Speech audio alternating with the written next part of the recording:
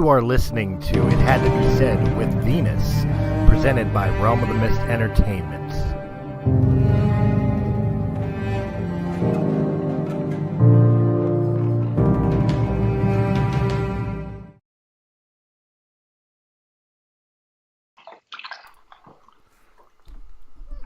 Hello, and welcome to It Had to Be Said with Venus on this Tuesday night.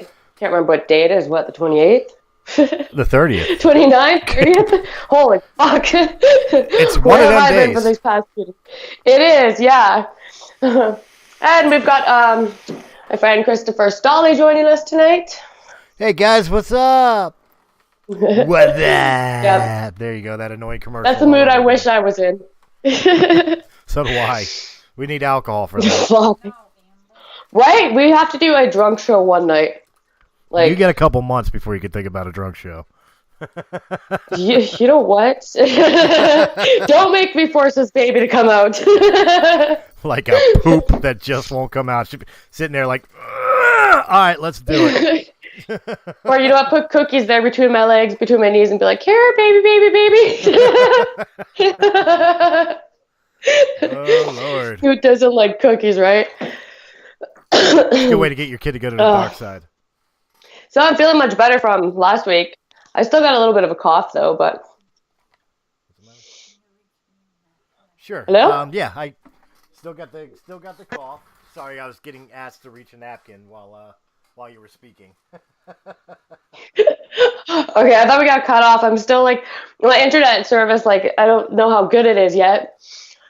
So I'm like, oh no, like, did I get cut off already? Like, it's only like 2 minutes in. That would be a typical Realm of the Mist show, wouldn't it?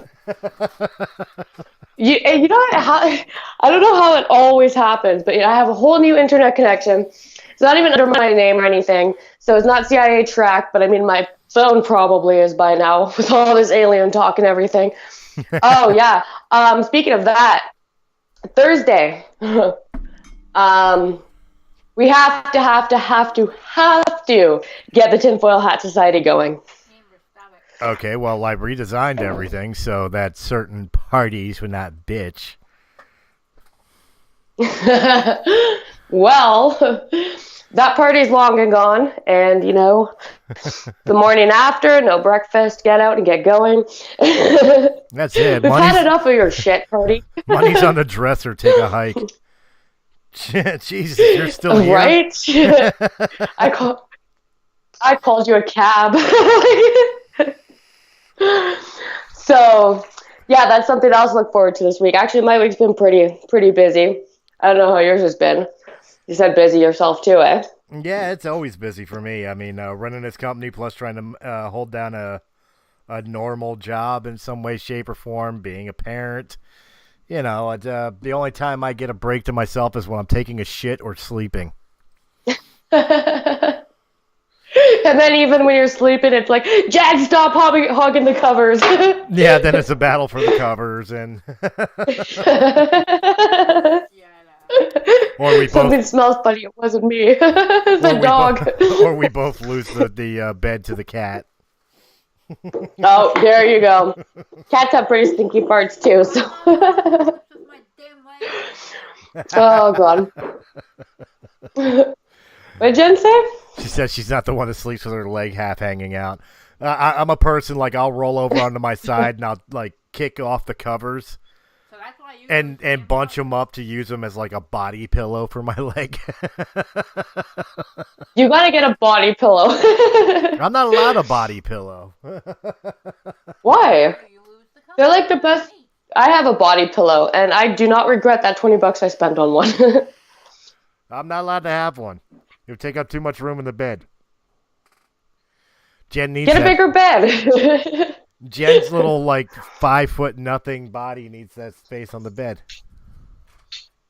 I'm getting You need a bigger bed, and you know what? Problem solved. Yeah, bigger Actually, bed. I downsized my bed this week. Yeah. Downsized to what? Venus, if we had a bigger bed, he'll still find a way on mine. I went from a king size bed to just a queen now. We're rocking a queen, aren't we? I think that's what we got. Full queen or full, so one of those two. We're talking about like inches here. Yeah. You know what? The 6 inches will make a difference. Are we getting into that conversation already? You know what? I'm slowly working my way up there. You know, it's kind of like the foreplay to the main show. Since tonight we are talking about sex, so you know, it's kind of funny because you notice she wants to do the foreplay, and me being the guy. Can we just get to it already? No. Right? Well, if that isn't gender characterization right there, I don't know what is. Oh my God. If you want to know what gender you are, just think about how much patience you have. It's like, can we hurry up? The commercials are almost over. Yeah. Oh, shit. But, yes. So if anyone's wondering what I'm talking about with my bed size and stuff, is like, I just moved today. So I don't have room for my king size bed anymore, so that's less play. Actually, I got a question for you. Are you getting a little nervous? Because like two members of Realm of the Myths have experienced birth today, or this week. One, you know, Kevin Hunter just gave birth. His wife just gave birth to their daughter Leia. Yesterday. Yeah, like yesterday, right? Yeah, yesterday, and then today, Kristen is waiting on her new nephew. I believe she said. Yeah. You know, is being that's pretty born crazy. as we speak. Like, are you scared? Like the birthing stork is coming your way here in a minute. It's tomorrow. But you know, I'm only 27 weeks and 5 days, so I'm in that time period where it's like, you know, you got to start preparing for the baby, and you got to, like, you know, have the crib set up, make sure you have a diaper bag ready to go, just in case. Because I mean, it does happen, but it is pretty rare. So pretty much after the 28-week mark, I'm like, you know what, just make sure you're prepared. Make sure you're prepared. And no ifs, ands, or buts about it. So I actually have my little baby's nursery. I got the crib. I got everything. I'm almost ready to go. But I went overdue for my 2 other children. So at this point, I'm not too worried. But it's like a mom's intuition. Like, you know what? Get nesting. Well, right. And get everything prepared. Yeah. Like, your nipples are leaking at this point. Your body's ready for the baby. And you're just like, okay, everything else has to be ready for the baby. Your body's ready for the baby. Your nipples are leaking at this point. Yes, we're going to talk about sex tonight. We're talking about sex and pregnancy, so this is right on topic. No, but I was going to say, but you know what? This isn't your first rodeo, just like this isn't my first rodeo, so you know this as well as I do. You're never ready. No matter how ready you think you are, you're never ready. That baby just makes you figure out. We joked last night about on the show we constantly improv. I think parenthood is the ultimate improv because you're making shit up as you go along each and every freaking time. Right? Well, my other 2 are like 8 and 9. My oldest is going to be 10. So, I mean, I've done it, and I've got them to this point in their lives. And they're pretty successful and, like, intelligent children, so I'm not too worried.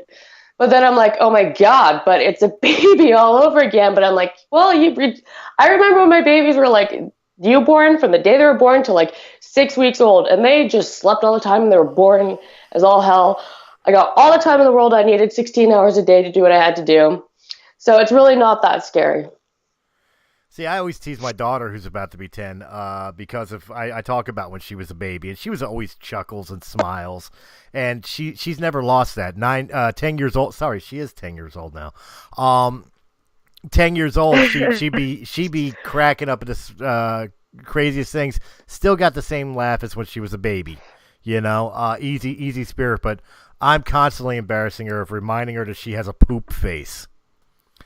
When she was a newborn, I always knew when she was pooping because she'd get this like strained look on her mouth and her eyes would get this like squinty-eyed, eyebrows kind of raised up. Oh, and their faces turn red. Yeah, and then she'd start laughing. It's like, well, there's a turd.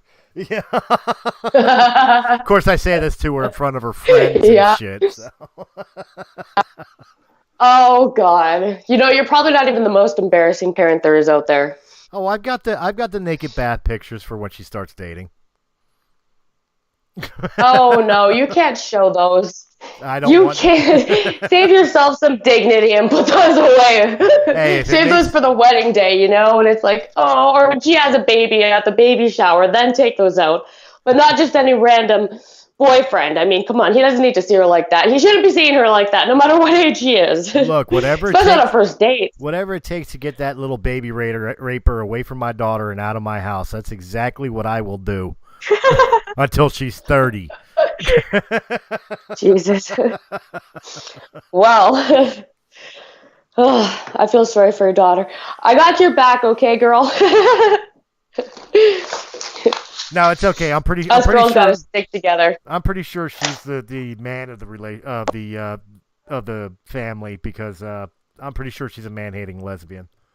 I'm hoping she's a pregnant. Can I pray on that, Lord Jesus Christ Savior? Oh my God. You know what? It's kind of funny. Like most parents are like, I hope my child doesn't grow up to be gay. And here you are, and you're like, please, baby Jesus, make sure my daughter's a lesbian. All right, look at it this way. When I had my first child, I was 19 years old. His mother his mother had her first child at 16. Okay. Wow. So he's got an older brother. Yeah. So Or an older sibling. yeah. So to put a finer point on it, knowing how her father was and knowing how her mother was, break the trend, girl. Oh my God. Okay, so funny story this week. So my 9-year-old, and she's like, well, we know she has got her Instagram account, right? So we talk on the phone, and we were talking on the phone for like 2 hours last night. And she's going through Instagram, and she's like, Mom, I've got to send you something. And I'm like, okay. And she's like, you might think it's a girl, but it's not a girl, it's a boy. But he's wearing makeup. And I'm like, okay. And I'm like, okay, like this guy is like gay, or he's like a drag queen or transgender or something. And I'm like, okay. Because, like it's inevitable that sooner or later she's going to come across like men like this, right? Well, particularly since, and she's almost particularly since media and certain channels like fucking Lifetime and Logo are putting them into the mainstream and forefront. Yeah, that it's going to inevitably be exposed to young children. Well, when she was 6 years old, I used to have this gay friend who used to come over, and they used to be like BFFs. Like he would come over and do her nails and stuff, and have little girl chats with her and everything. It was so cute. So she knew what gay was because, like, my mom would be like, "Oh my God, you're queer." And my mom's like super homophobic, right? Right. And so my daughter was like, "Well, what does that mean? What does she mean he's gay?" I'm like, "Well, he likes boys," and she's like, "Oh, well, I like boys. I'm gay." "No, you're not gay. That's not how it works." So I had to kind of explain it to her because it's like we don't judge people because he's a boy who likes boys. Same as if you were a girl who likes girls, And like my mom blew it out of proportion. So I had to like sit there and like explain it to her. Like, no, most of the time men and women love each other, but sometimes men love other men. And there's nothing wrong with that. Like, people are allowed to love who they want, right? So she sends me this video clip from Instagram, and what's that? No, go ahead. Okay. All I was gonna say was that I wasn't necessarily meaning the exposure to like homosexuality, like gays and lesbians, so much as the more confusing things for younger children, like cross-dressing, transgender, or drag, or whatever the case may be. Those are a little bit more confusing for the younger people than somebody who loves boys or loves girls. If that makes sense. When it comes to the situation, you can't really ignore the situation when it arises, though, right? Right. So I like to explain that to her. So she sends me this video, and it's this guy on a yacht, and you can see him from behind, and it starts going up from his legs to his butt, and he's wearing, no word of a lie, he's wearing a white leather G-string with a white leather jacket, and he's like shaking his ass, and all you see is his ass from behind, and he turns around and he starts singing with makeup on and everything. And so I start laughing, and she's like, "I told you it was a boy. It's a boy." And I'm like, "Yeah, honey, I think he's like gay? And she's like, no, Mom, he's super gay. I was like, well, yes, he is.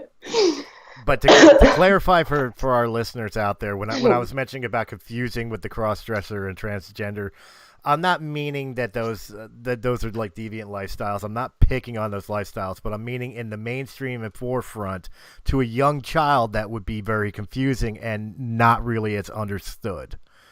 And no, that's not advocating that we should be adding education programs or having transgenders reading Dr. Seuss to children in kindergarten, because I don't agree with that at all.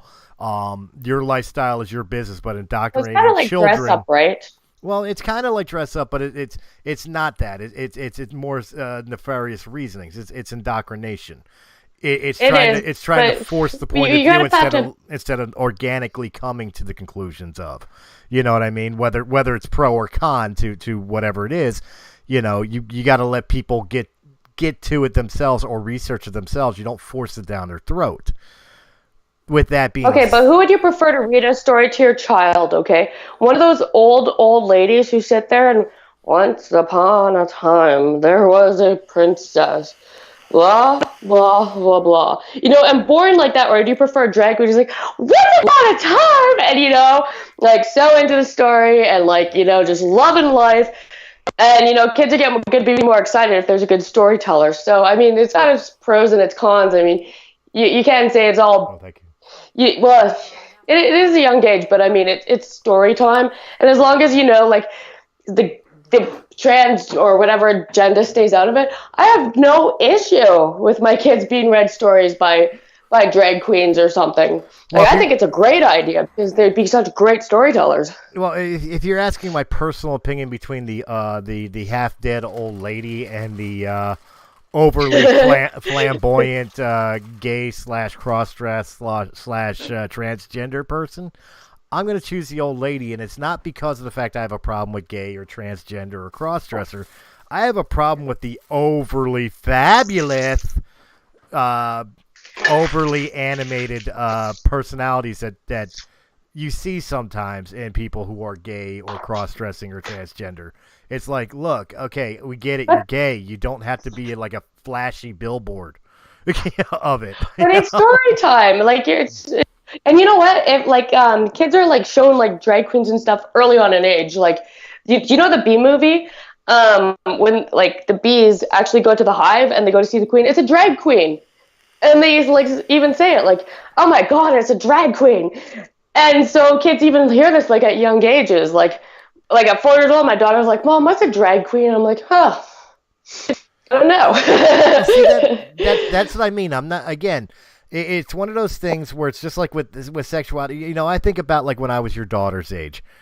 I didn't care about gay or straight, and I sure shit didn't care about cross-dressing or transgenderism. All I cared about was going out and playing with my friends.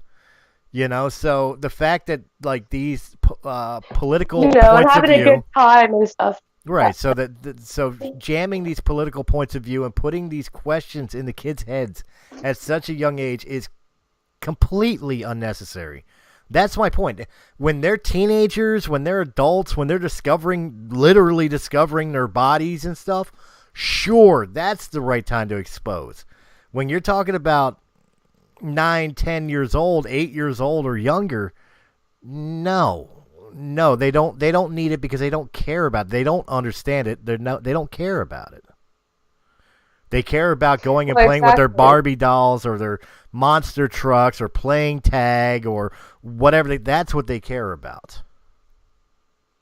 Yeah. So, I mean, it doesn't really matter what your sexuality or like how you dress. Like, kids are pretty innocent. So if you're going to be like a flaming, flamboyant gay man telling a story, I mean, it's fun and it's innocent to them. And they're like, oh my God, he's just like a boy. And you know what? It opens up like a whole new avenue of creativity to children because it's like, wow, he can dress like a girl and like not get in trouble for it, and it's really cool, you know. So, you know, they kind of feel more comfortable in their own skins to be like, okay, well, today I'm going to be a Tyrannosaurus Rex. If he can be a girl, I can be a Tyrannosaurus Rex. There's nothing wrong with that. So, I mean, yeah, it's got its pros and cons. But anyways, Well, thinking about it, when I it was younger, shows I don't think I ever had an issue with make believe or dress up. Even when we weren't facing these issues, like when I was a kid, we would pretend we were Transformers, and we would wear like gym outfits that matched the colors of the Transformers we wanted to pretend we were, and we do stupid little body movements that we were transforming. And we were completely comfortable that we were out in public doing this. You know what I mean? I'm pretty sure it looked retarded to anybody outsider looking in, but we were completely comfortable with it. So I don't know if I necessarily agree that just because they see a very flamboyant, homosexual guy that dresses up like a woman doesn't necessarily make a child think that it's okay for them to pretend they're a fire truck, because they're going to do that anyway.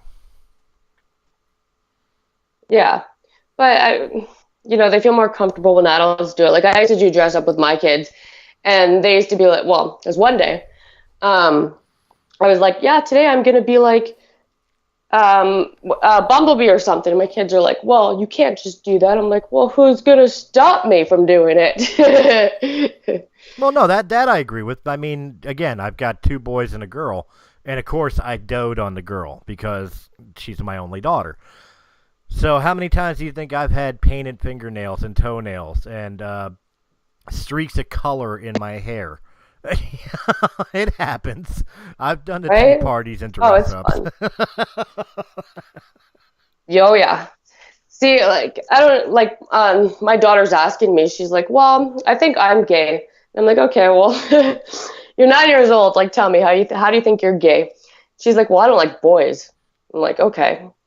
So you like girls then? And she's like, well, no, I don't really like girls. Girls are crazy. I'm like, okay, well, you're probably not gay then. You're none. Like, the stuff she asked me, you're 9 years old. You don't have to have a sexual orientation. You've got a boy you like. You've got a little crush, blah, blah, blah. And, anyways, my daughter sorry, gets I think mad. I have I'm breathing in too much bathroom fumes right now. Oh, my daughter gets mad if I make jokes about her having a boyfriend. She does. Like, she'll tell me about a boy in school, and I'm like, oh, is he your boyfriend? No! Well, like, you're sounding like you're into him. No, Daddy! Yeah, she gets mad. Right? He's not my boyfriend, Mom. He's just my friend. Mm-hmm. Like, okay.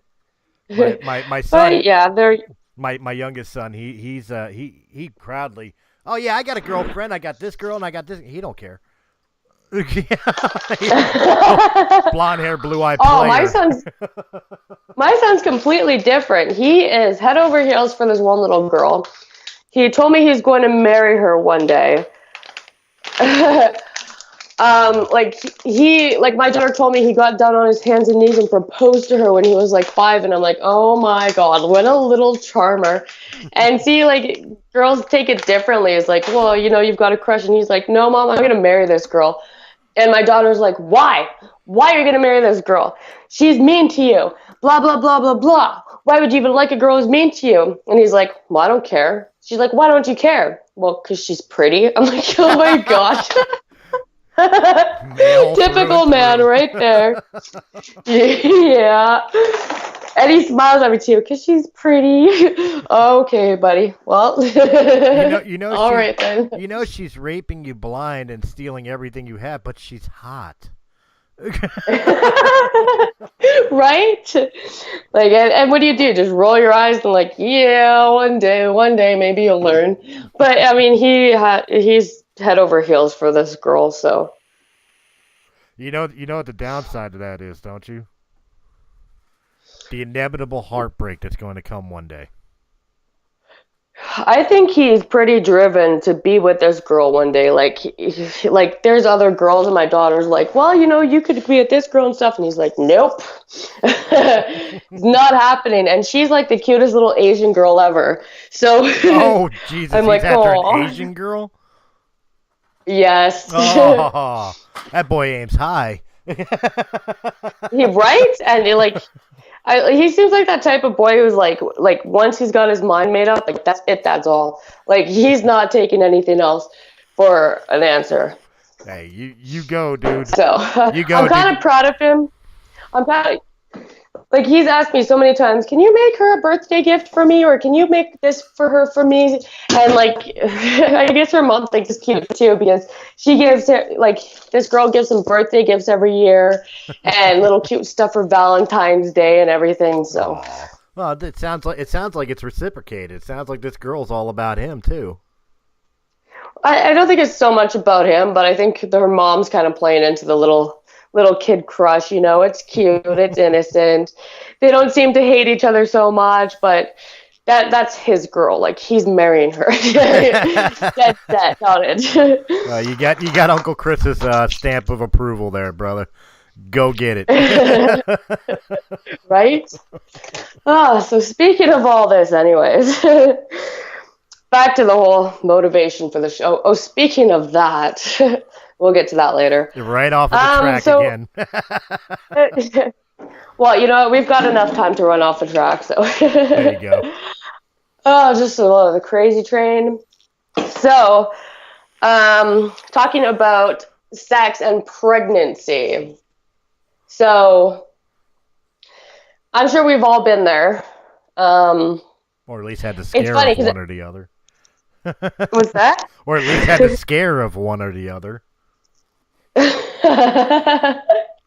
So, yeah, I remember talking to you about this slightly before, one of our personal conversations, because like most men find that pregnant women are disgusting and whatnot. I find I'm disgusting, honestly. Like my ass is like wide as fuck right now. Like I've got a belly like out to like so far. I've gained 35 pounds. I don't feel sexy whatsoever. So I keep seeing like men saying like women are gross. Like, yeah, yes, we are. We're fucking disgusting when we're pregnant. I still wholeheartedly disagree. I think the men that are saying that pregnant women are disgusting are chauvinistic pigs because, you know, like, okay, maybe not the Maxim, you know, cover girl definition of supermodel beauty, but the beauty of the fact that you're carrying a fucking human being, that your body is producing another living person that it's going to expel from, and your body, after doing that miracle in its own right, is going to go back to what it was or close enough to it. That's fucking amazing. And anybody that isn't amazed by that, there's something seriously wrong with your hardwiring. See, that's like my son saying, like at 4 or 5 years old, like I'm going to marry this girl one day. Like that's waiting for the after the pregnancy and stuff. Like, you know, you're only ugly for a limited amount of time, or you're only uncomfortable in your own body for a limited amount of time. And 8 months after you have that baby, you'll be back to your body. You'll be back to your old self. But you know what? I'll hold out for that 8 months or something. I'll wait for that 8 months to end. Well, see, you said the right thing. At first, you said that I'll deal with the 8 months that you're ugly. No. Because again, people with the right mindset still look at the person as beautiful, and even more so because you're giving life. You're giving birth. You sacrificed your comfort, which was the right thing. You said the right thing on that. The 8 months of discomfort. Because I know it's very uncomfortable to carry a human being. You know, picture carrying a bag of concrete wrapped around your waist for 8 months. It gets to your back after a while. You know. Oh, it does. You know, so the discomfort thing, I absolutely agree with. But I'm sorry, anybody who just turns around and says that like pregnant women are fat and ugly. You know, because they're pregnant, you need to sit down and reevaluate your life because that's how you came around. And trust me, there is nothing more beautiful than a woman bringing a life into this world. Now, the act of actually pushing that child out is disgusting as shit. It's like a St. Bernard trying to come in through a cat door. But it's still a miracle nonetheless. Jesus Christ. I don't know. I never watched any of that happen. Like, for both of my kids, they're like, oh, do you want a mirror so you can see it? I'm like, hell fucking no. Do I not want to see that shit? Look, when I watched... Like, I watched my kid's dad standing there, and, like, he turned white and nearly passed out and shit. I'm like, well, thank fuck I didn't watch that, because if it was anything like how you're acting, I would be scarred for life. Let me put it this way. When I watched my youngest son's big fat head produce out of that little tiny vagina, and then that body come through, and watched her body stretch out enough for my child to pass through and it go right back into shape, I stopped worrying about whether she felt me in there, because I know there ain't shit I'm doing as far as damage compared to pushing a baby out, That's something that some guy actually said to me about making girls squirt. He's like, you know what? You can never go too hard. He's like, you just like savagely destroy that thing, whatever. He's like, you don't have to worry about hurting this girl. That's where babies come from. And I was like, you know what? That's a very good perspective point. It really is. I mean, bruising's one thing, but just like oh, I'm gonna tear her open. She's gonna rip up. You ain't doing shit to that, okay? I promise you, you ain't doing shit to that. Unless you're a fist or a horse, yeah, no, you're not doing anything. And it'll still be back to normal in a week after, so don't worry. Exactly. Yeah, you ain't stretching out nothing, Chief, okay? I'll do a few squats, and you know what? It'll be back to normal tomorrow. Round 2, motherfucker. Right. Jesus Christ. But it's still the miracle, like just even the concept of conception when you think about it. When a guy ejaculates in, it's a squirt full of cells. And then it comes out a human fucking being. How crazy is that? You know what I mean? Right? You know what? It still kind of resembles a sperm. Like, it's got, like, the big head and the tiny little body with the little weird shrimp legs. It looks like a drowned lizard. Because it changes color, like, 4 times. And then after you finally get it cleaned up, it's a little pink raisin. It isn't until like it's 2-3 months old that you can turn around and say, "Oh, it looks like the father or it looks like the mother." No, people try to say that at like 2 weeks old. No, it fucking don't. It looks like a prune. Right? Well, you start off looking like an old man. Yeah. Pretty much, yeah. Like, I've seen some really, really cute babies like after birth, but the majority of them, like, they're not going to be that pretty. They were just in a sack of fluid for 9 months. Like, let them dry out a little bit. That's it. Yeah. Think of your fingers when you take a bath too long. Now multiply that by 9 months and be your whole body. Right? Oh my God. But yeah, it just, I don't know. It's always bugged me that if people turn around, it's like, oh God, she's pregnant. Ew. Yeah. It's like, really? I mean, I'm not talking about you should be up in a shot. You show some dignity and respect, but to turn around and go like, ugh. Is it jealousy? I don't know. Maybe. Could it just be jealousy? Like, it's not mine, so. It could be. It very much could be. I've never associated that way.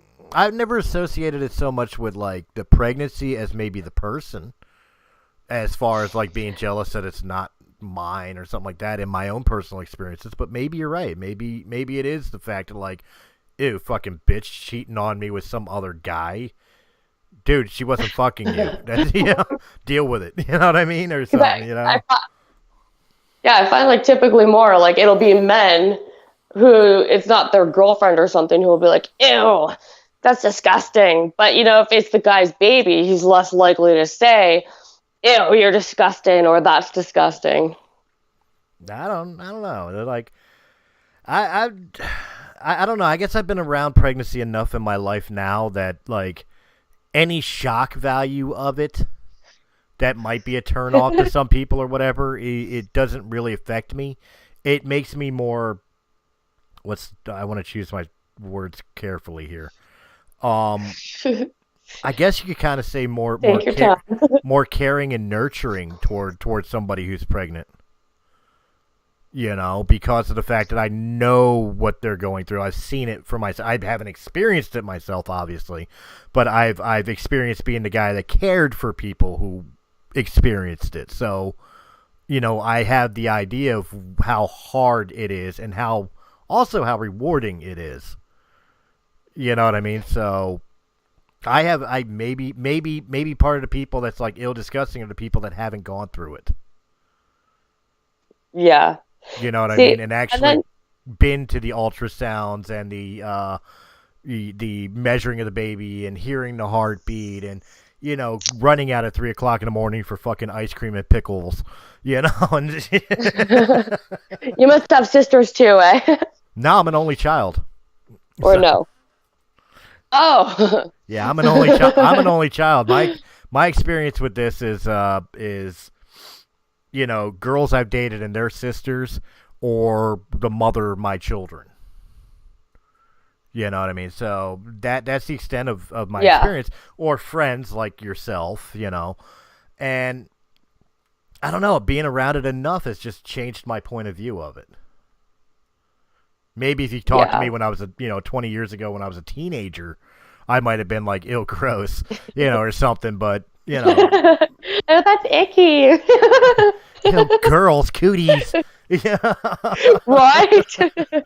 But now my view of it is like I said, more caring and nurturing to the fact. Yeah, well, you're also a bit older, so I mean, maybe it has something to do with age, like how people react to it. Maybe. And experience as well. And then we've got those really weird guys who actually have pregnancy fetishes. Okay, those are Let's just not forget fucked these up. guys. We got to talk about these guys. Them people is just fucked up. Okay. Right? Like I can't even wrap my head around how a guy can be like, have a fetish for. Okay, well, there's a lot of weird ass fetishes. People like being pooed on and peed on, and like dick shaming sizes and stuff like that. So I guess like pregnancy wouldn't be all that weird. No. When we like think about all the other fetishes that exist. Well, remember last week I was going to cover It Had to Be Said for you, but we decided to let it be off for the week, and I was going to talk about sex toys. And the reason I was going to talk about sex toys, number one, I figured it fit It Had to Be Said, the standards you set. But two, it was really spurred on by that sex toy for men that's a masturbator shaped like women's feet. yes, that one. So you're talking about fetishes. Like, to me, that's the grossest fucking, like, feet are disgusting to begin with, but then you want to use a pocket pussy shaped like feet. Well, okay, let's be honest here. If you really like had a thing for like male masturbation toys, and it was in the shape of a foot, would you really give a fuck, or would you still use it and not even care that it was in the shape of a foot? I guess it depends on what it felt like. If it felt like a vagina, as some of these, fleshlights or whatever is supposed to feel like, then I wouldn't even be looking at the toy. I would just be concentrating on the sensation. But it's probably got a good handle on it. I mean, 2 feet is better than 1, right? Yeah, so it's just. I mean, that was going to be a whole show because of the fact that it's like you start thinking about it, it's like women have all the great toys. Like they have so many different things that do so many different things, and men, we all have the fucking flashlight with the pussy on it. Or the half a human body with 2 holes that you have to spend an hour cleaning out when you're done. You know what I mean? Yeah, they've got the mechanical ones too, where you like honestly suction it to like the wall or something, and it does the work for you, and you could change the speed of it. Right, so I'm sitting there thinking to myself, it's like, the sex toy industry is completely unfair to men because we get the most bullshit toys and you girls have like a plethora of ways to go fuck yourself. Let's call it what it is. Yeah. You have a plethora of fun ways to go fuck yourself. Guys, we get the fucking pillow with holes. Or the always surprised looking fucking blow up doll. Well, at least it's easy to put away, so no one's gonna see it after, right? I can just see you can just put it in your sock drawer, and I can just see you trying to fucking unfold it to blow it up, and it sounds like a Playboy that's been used way too many times. Yeah. Oh, good Lord. Jesus Christ. Oh my God. Well, they do have sex dolls now. So, and like I've seen some of them, and they're pretty fucking high tech looking things. They're scary, dude. I watched a video of like the adult toys where they were making them, and they're making them where they actually like will interact with you, not just lay there and let you fuck them, but like they'll talk to you and stuff. And I seen one of them. Oh my God. I seen one of them where they had the face off, where you actually saw the robotics and shit, and this thing's like fucking Terminator. I'm sitting there like a malfunction. This thing's going down on me. A malfunction happens. I don't have a dick anymore. Yeah. Oh my God. So they actually had an episode on Vice about sex dolls and like the creators of sex dolls and stuff. And so they give them intelligence of humor, and they could tell jokes and everything. Mm-hmm. So this one really had me dying laughing, because she starts telling this joke, and she's like, "Oh, so my grandfather started walking at 45 years old, and now he's 90 years old, and we don't know where he is." I was like, "What the fuck?" That is pretty That's a good one. Yeah. Not expecting that from a robot. Yeah, but it's absolutely scary that this is the world we live in now, that we're so disconnected from human beings that the best option is a robot to be our companion and fuck buddy. Like, there are actual flesh and blood human beings out there that we can go interact with. There are sex workers out there for $20 that give you a blowjob, and you want to spend $700 for you want to spend $700 to $1,000 to $5,000 on a robot that will talk to you. And ironically, like the robot thing I was watching, if you're mean to her or you talk bad to her or whatever, she'll refuse to have sex with you. Isn't that like a real girlfriend? Yeah, you paid $5,000 for a sex toy to tell you no. But you know what though? Like, seriously, with like many women's mentality nowadays, okay, so I heard one that this girl was referring to her boyfriend as her pet.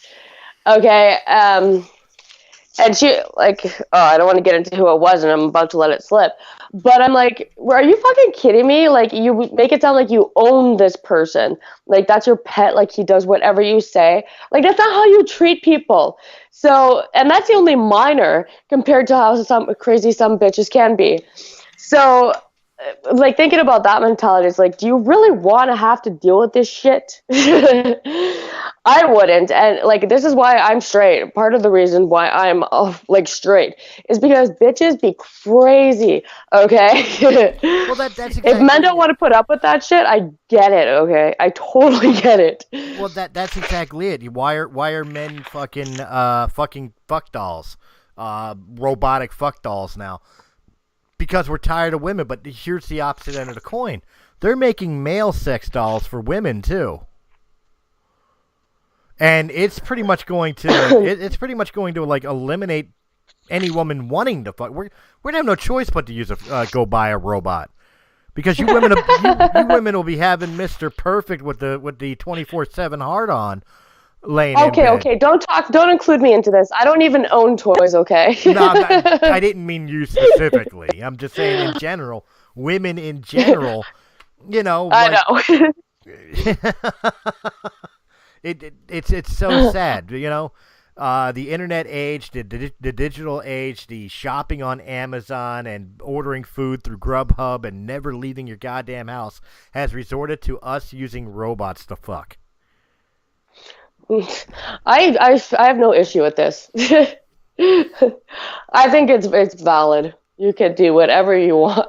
Like, I think it's yeah, more if it, valid than going out and raping somebody. Sure, like if you're a person who can't get a girlfriend or can't get a boyfriend, and rather than going out and becoming a sexual predator, you fuck a robot. Absolutely, go for it. But if you're a women normal, have toys.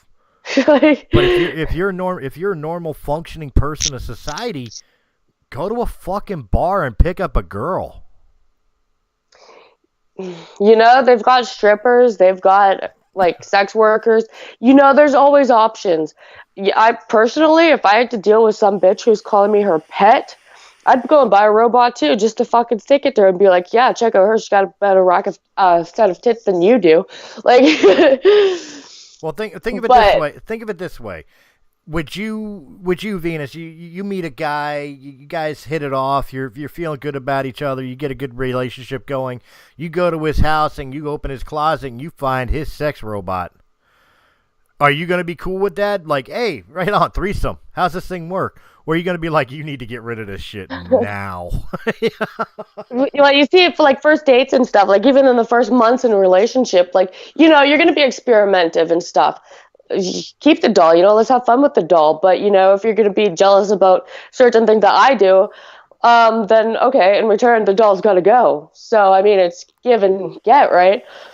But most people don't see this fairness. It's like, you know what, you belong to me. I demand you do this. Blah blah blah blah blah blah blah. It's like, well, this is why he had the doll in the first place.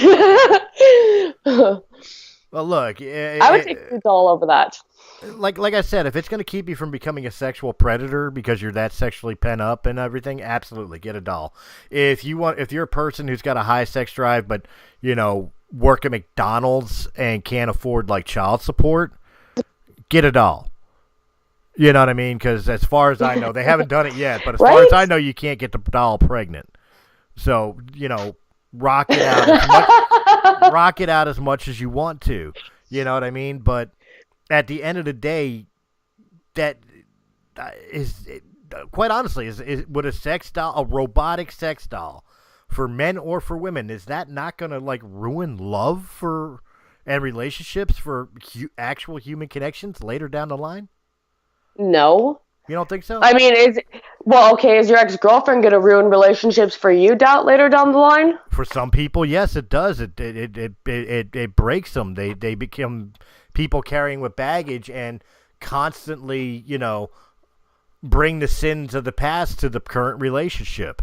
If you've been cheated on so many times, you start wondering if your next relationship is doing the exact same thing, especially when you see quote unquote trigger signs or whatever. So yeah, I would say bad relationships do carry over and in a sense poison current relationships.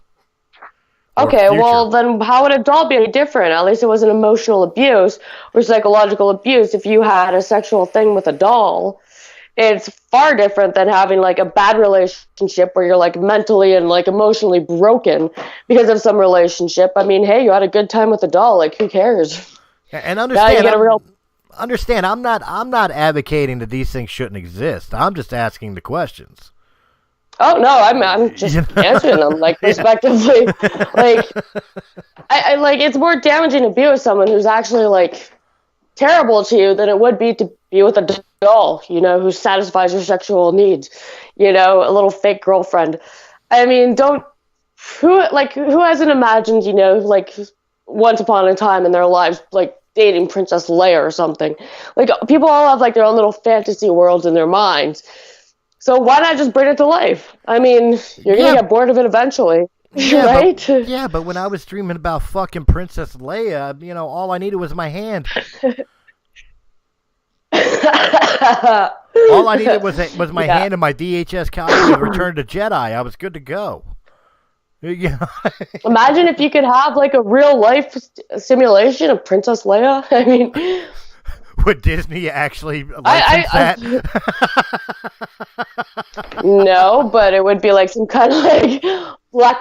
You know what? I wouldn't even be surprised by what Disney does anymore. So, the sad part is, it may happen. The Star Wars fandom. If you ever created a fucking sex doll Princess Leia, You know how many of them will be bought and left in the box by the Star Wars collectors? No, no, no, no! You can't touch that. That's got to stay in the box. That's prestige. That's collector. See, and I would find that weirder than if someone kept it in a box because it's a collector's item instead of like using it. Like that's what it's there for. It's called a toy. Toys are to be played with. As I'm looking at my my black figure Princess Leia sitting on my my TV stand in box.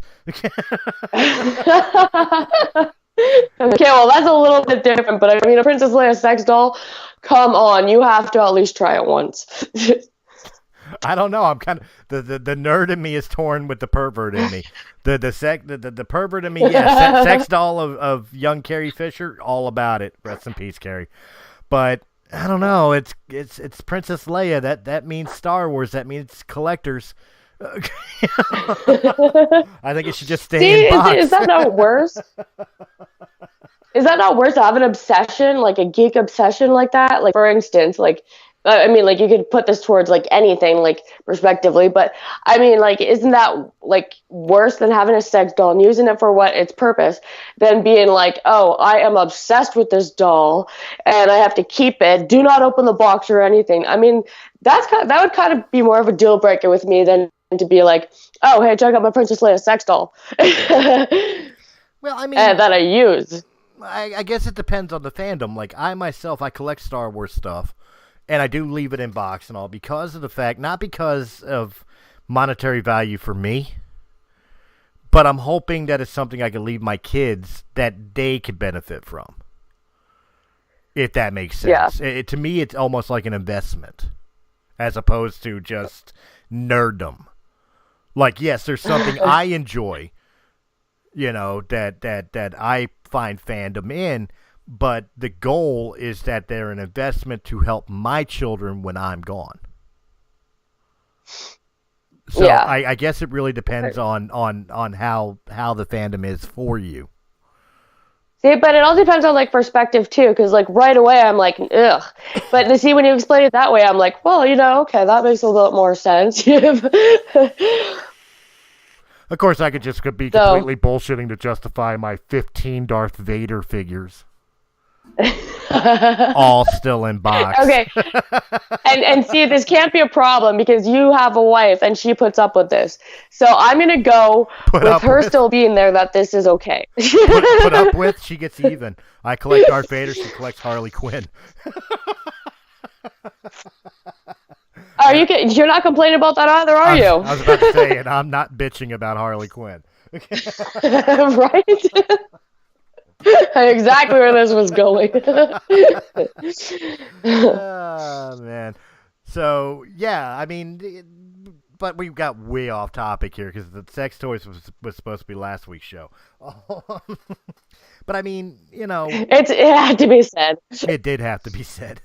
But, God, I'm still thinking about the fucking sex toy Star Wars figures. Like, you always wanted to fuck Ahsoka Tano? Well, here's your chance. Right? Jesus Christ. Oh, my God. My God. Okay, so let's get into more graphic stuff now. So, yeah, that wasn't graphic enough. Oh, go ahead. No, go ahead. Oh, no, I'm about to get really graphic here. Okay. So if your ears are sensitive or you have a sensitive vagina... Oops. You have been listening to the wrong goddamn podcast company if you're that sensitive. You should already know better by now what could be said. The graphicness of, like, pregnancy bodies, okay? Okay, so we're going to go on and so, like, as a woman, okay, so I'm curious why any man would be turned on by any of this. So I've got, like, this, like, chubby marshmallow body now. I look like a fucking apple. My hips are, like, spread. I walk around like a fucking penguin. Okay? None of this is sexually appealing, okay? I wouldn't be turned on by it. And, as a straight woman, I mean, like, there is sexually appealing women, and I'll have admiration for a woman because of how she walks or something. And, yeah, I could say she's sexy. I'm pretty open with my sexuality to say a woman is sexy. This is not sexy. So like these big tits, these big leaking tits, okay? And it goes down to like even your vagina, like your vulva kind of like starts getting pressure on it from your cervix and your uterus, and it kind of like pops down a little bit. So you got like this like bulge between your legs.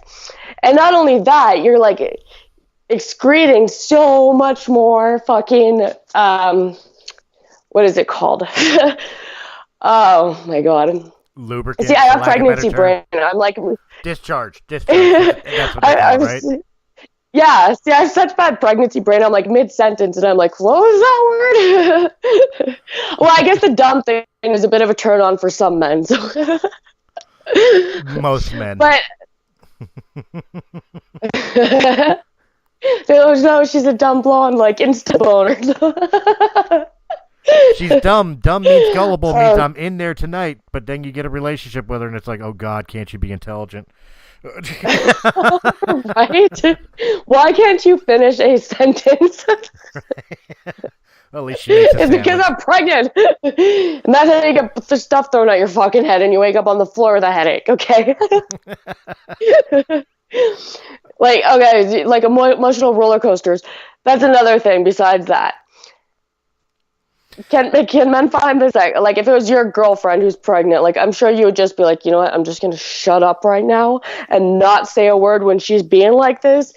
But, I mean, if it's not yours, you know, and it's like you piss off a woman, it's like the next thing you know, you're dead laying on the street. Was it worth all that extra discharge? I mean, look,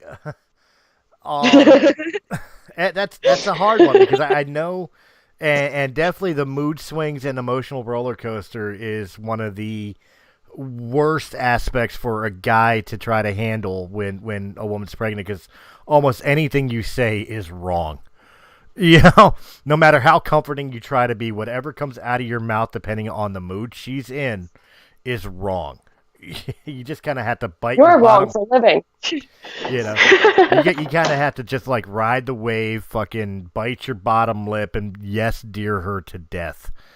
The words "I'm sorry" come in play a lot. Okay. Like, it doesn't that hurt a man's ego? You have to be like, oh, you know what? I just have to suck it up, or I'm going to die. And I can't kill a pregnant woman because that's just wrong because she's got a baby in her. So I'm going to be the dead one. I mean, how do you take that if you're like you've got like men have natural egos? Like, how do you swallow that pride? I think when a person has resigned themselves to being a family man, a husband, a father, in some cases a stepfather because the deadbeat dad ran off while she was pregnant, or, you know, in some cases the father passed away and some guy stepped in, but they resigned to do it. They've resigned to put their ego aside.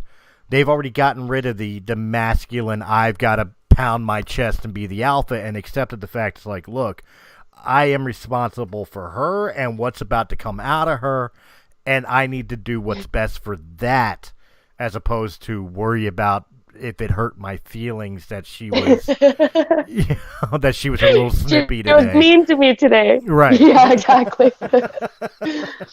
Okay, so, you know, I guess I could kind of understand, like, the fear that men have about sex with women, pregnant women. Given the memes that I've seen of, like, aliens popping out of a little hole and reaching down with their big fucking jaws open and, like, gremlin little teeth and rawr type of stuff. And it's like, oh, when you go down on a pregnant woman and you see this shit, I'm like, oh my God. See, This stuff does not happen in real life. When I had sex with a pregnant woman for the first time, I kind of had the same fear of, like, you know, like tapping the baby in the forehead, or, you know, whatever the case may be that you think about. Well, first off, the baby turns when it's ready to be born. So really, if you were long enough to even touch the child, which, by the way, men, all you men, you're not. Just to let you know, you're not. The baby turns when it's ready to be born to go head first. Otherwise, you'd just be poking it in the foot. If you're lucky enough to even be long enough to touch the child, which, again, you're not. As See, far as like at 28 weeks, even the baby's sideways. So like the head is on the right side, the feet are on the left side, or it's the opposite of that pretty much. right, So but if you're poking anything, now, if you're talking about like she's in the operating table, she's on the table in the stirrups, and you're just like, well, the doctor ain't here yet. Yeah, you're probably going to be poking the kid in the face, but I mean, that's because the kid's like right there. right? It seemed a Like, shame to waste this fucking stirrup time. I mean, you're already spread and ready, but. No, beyond that, like that, it's an irrational fear, and I think part of it too. Like one of the things I remember whenever I'd had sex with somebody who was pregnant, is I was always afraid of hurting the baby. Not necessarily like poking it with my dick, but like for sake of argument, like missionary style, and my weight being too much on the stomach or something, like always afraid of that type of, or if I'm jostling the baby because I'm going at it too rough, or. Oh, you're gonna shake it and give it baby shaking syndrome, right? Something of that nature, and of course, all of it is really irrational fear, but it's still. I think it's a bonus. It's a positive and a negative. It's a negative because you're talking yourself out of sex, and quite honestly, pregnant women, that's the horniest women will ever be. You know what? Like pregnant women need that attention. Like I don't need, sometimes, yes, okay, like I get that extra horniness, because like, yeah, I'm pregnant, like hormones are fucking running rampant, right? Most of the time I'm just fine if I get cuddled or like, told I'm beautiful. That's the only satisfaction I kind of really need at this point. Right.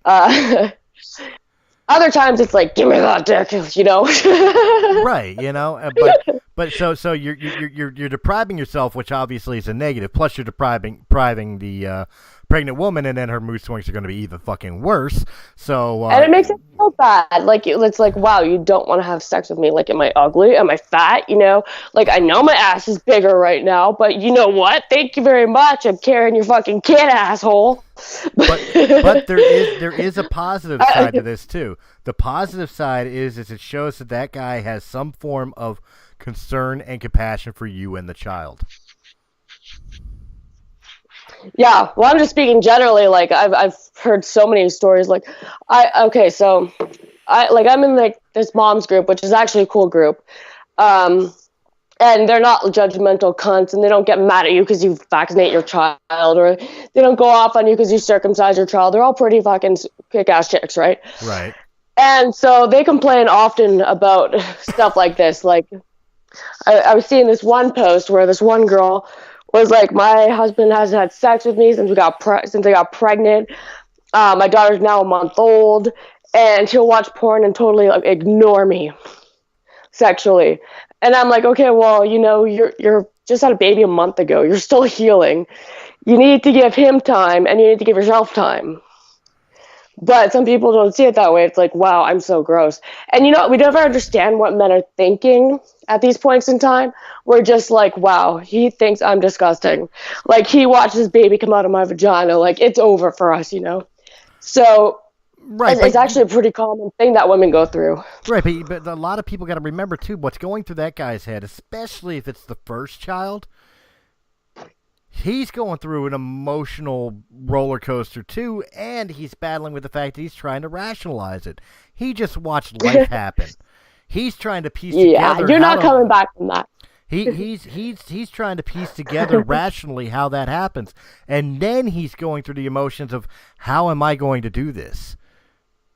Now that this child's here, how am I going to be a father? How am I going to be a good father? How am I going to be able to take care of this child and my woman? And like, life changes. So he jerks off. Life changes for both when that happens. You know what I mean? And it takes some time for both people to learn to adjust to it. Women go through like what they call like postpartum depression or whatever. Yeah. Men kind of go through a very similar experience, but it's because they're trying to adjust themselves to their new role in life. So you watch porn instead. I guess, yeah, because you're still you're still a human being. You're still horny and shit. But now you're not looking at your wife or your girlfriend as that piece of ass you like to tapping. You're looking at her as the mother of your child now. It is a very different experience. I guess that's like a huge difference. You're no longer just No a piece of doubt. ass. You are no longer just a piece of ass. You're no longer a fuck toy. You're now the mother of my child. You're in higher reverence than you would ever believe in a man's mind. You know what I mean? So Yeah. the man has to learn to adjust to it too. They'll do it in their own way, whether it's jerking off to porn or having beers in the garage or something like that until they come to terms with how they're going to get things back to the way they should be between you and him, as well as realize, what, I can be a good father to that child. You know what I mean? And for lack of a better term here, man up and do it. He's just got to get there his way, the same way as you got to get there your way. I mean, when you first give birth, and stuff like that, you can't have sex for 6 months, and quite honestly, you probably don't want to have sex for 6 It's not months. 6 months. Or it's not like 6 months, 6 6 weeks. Sorry, I meant 6 You're scaring weeks. people. Sorry, I meant 6 weeks. But, there are some guys that be like, your mouth works. Yeah, I guess that's a little more insulting. But you're not sitting there thinking about like, well, I could just give him a blowjob to make him feel better about himself till I'm fully healed. No, you're going through your own chemical imbalances, your own emotions, your own whatever the case may be from that lifestyle change thanks to that child being born. I mean, the biggest thing is people have to remember that when your life is changed, it's not over, it's just changed by a child, and you both have to learn to be there for each other and support each other. And I know it's an old cliche, but communication is key. Right? If you don't talk to each other and let each other know how you're feeling or how you're reacting to these situations, you're going to wind up with the situations of like, well, he's not making advances at me. I guess he just doesn't think I'm sexy anymore. Or, gee, she won't go down on me. I guess I did that to her and her body, so now she don't want my dick no more. No, it's not that. Well, it could be that. I mean, on occasions, it could be that. But, I mean, it could just simply That's something nobody ever thinks of, right? Right. Like, the guy's blaming himself. Like, I did this to her, she feels not sexy. She feels uncomfortable. It's all my fault. Right. Like, it could be him just feeling bad about it. Yeah, there's so many different variations, and the only way you're going to know and put aside to alleviate those fears is talking to each other. That's pretty simple if you think about it. It really is. I mean, and I will blame men more than women on this, on that aspect. I will blame men more than women on that aspect. Women, yes, you guys can be very enigmatic in many fashions of life. Especially when it comes to relationships. You're walking around pissed off at the world. Guy asks you what's the matter. Nothing. I'm fine. We know damn right well you ain't fine. But we know we're gonna catch a tongue lashing, especially if it was us that caused it. If we try to press the it's always issue. you that caused it. Right. But in the particular aspects of sharing emotions, for some stupid reason, guys, we were raised to not share our feelings and emotions because it's not a manly thing to do. And you know what? For the most part in society, you don't want to do it to your friends. You don't want to go to your friends and be like, you know what? I just feel bloated and fat and tired and lazy today. I feel like I'm good for nothing. I don't think my wife appreciates me. That's not a guy. A guy's like, man, pass me a beer. But that you're not any less of a man if you do actually share your emotions with your significant other. She's special. You need to be doing this. Yeah, not only do you need to be doing it, it doesn't make you any less of a man if you do it. No, you need to do it. That's what being a man is being like, look, bitch, okay, today, this happened, that happened, get off of my shit about it, about this little tiny thing, because I want to punch you right now. Right, but that's the point I'm saying. Like, if a guy's feeling insecure or lack of confidence because of something going on, instead of just going around like, I'm the man, I'm shouldering it, and the woman's looking at you as you're just becoming distant, when really all you're trying to do is shoulder this insecurity or whatever it is that's going through your mind. Instead of doing it that way because you're pushing your relationship away, fucking talk to her. That's what she's there for. She's not just there to be a fucking piece of ass when you're horny and somebody to make you dinner when you come home from work. She is there for comfort and support. She is the one person on the fucking planet that you can let your guard down and your masculinity down for a little bit too. And you know what? She's going to have your back. Like, okay, if you're like a woman like me, and like, if my man's upset about something because his friends did or something, or his friends bailed on him, or left him when he really needed them, if you find the right girl, she'll be like, yeah, let's go fucking key his car. Or let's go pop his car tires or something. Women don't always sit there like, oh, poor you, poor you. Sometimes it's like, yeah, smashing his fucking window. You don't know how she's going to react. She's probably got your back and you're like pushing her away. And she's like, man, your friends will leave you, but I'll always be here for you. And you can talk to me because we will fuck them up. My man's not feeling good. I'm not feeling good. And if you made him not feel good, I'm going to make you not feel good. Right. And that's the way it should be. That's why I say in those particular situations, especially in the beginning of a family life between a man, a woman, and a newborn child, 9 times out of 10, it's the guy who's not sharing his feelings and emotions, maybe because he doesn't want to burden you, maybe because he's not comfortable with the emotions that he has. Whatever the reason, he's the one usually at fault because he's not opening up and speaking about it. Exactly, and we're here bitching about, women are bitching about everything, like literally everything, like, oh my god, we ran out of toilet paper, and it's all your fault, and why didn't you change the toilet paper roll, and why didn't you do this? And it's like, look, we'll fight with you to make you talk to us, okay, if you're not talking, that's what's up. We know something's bothering you, it's gonna bother us too, and if you don't want to talk, we'll make it you talk. Mm-hmm. And then they'll pressure and push and pressure and push, and instead of being a chance to release, now it becomes an argument and a fight. But at least you're talking. I mean, that's all we wanted was, some like communication or some like acknowledgement. So if we have to get to fighting, we will do it. So do you really want to go that route? Because you should be the man and, stop this fight before it happens and your shit gets burned, okay? So, but yeah, that's enough of picking on the men in this particular situation. I've been there. I got it. I'm speaking from personal experience, and it was something I had to learn too.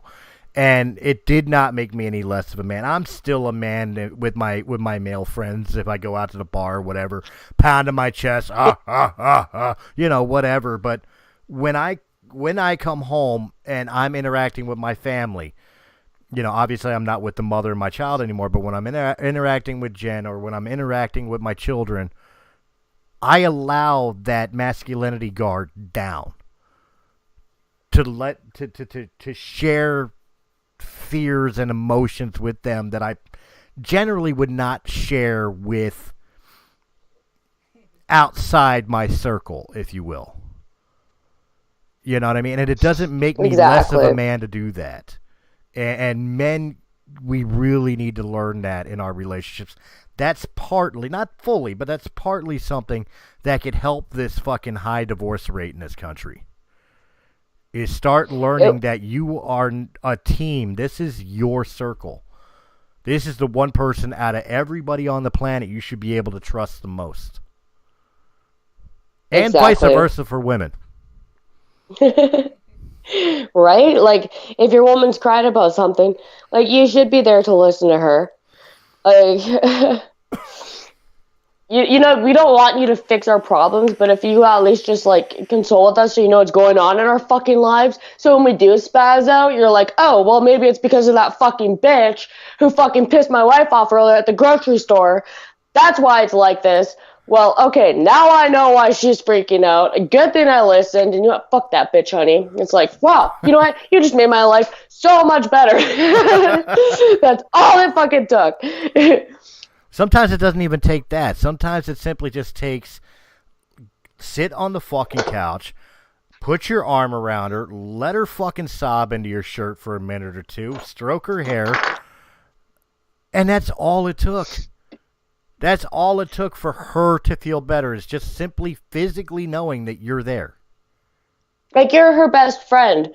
But, like, you guys are both supposed to be best friends. If you can't talk to your best friend and be like, that fucking bitch took the last thing of this thing and I wanted it, and you know what is ruining my fucking day, just listen to us and, okay, yeah, fucking bitch, honey. And then it's like, yeah, thanks. Sometimes you just gotta sit there and let her. Sometimes you just gotta sit there and let her vent. Right? That's pretty much all it is. Yeah. People make things so difficult. It's programming. It's just. Quite honestly, it's media programming. We watch these, and women, you're guilty of this more than men. This is where I flip script. You women are constantly looking for the fucking fairy tale ending, the Prince Charming, the happily ever after, the bullshit you see in all these fucking rom-com movies. You know, yeah, it doesn't fucking exist. The guy you will meet is Al fucking Bundy. But all right, 9 times out of 10, the dude you're gonna marry is Al fucking Bundy. He's a fucking slob. He's a fucking pig. But he will take care of his family and he will be there for his wife. You got to realize that you're not going to turn him in. You're not going to kiss Al Bundy and get a prince. You're still going to, when you open your eyes after that kiss, he's still going to be Al Bundy. You know what I mean?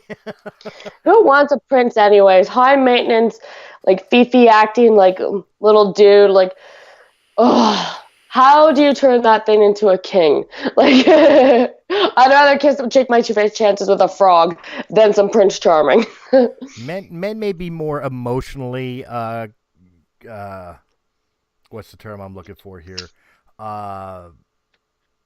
Complex than they let themselves on to be, but men really are simplistic creatures.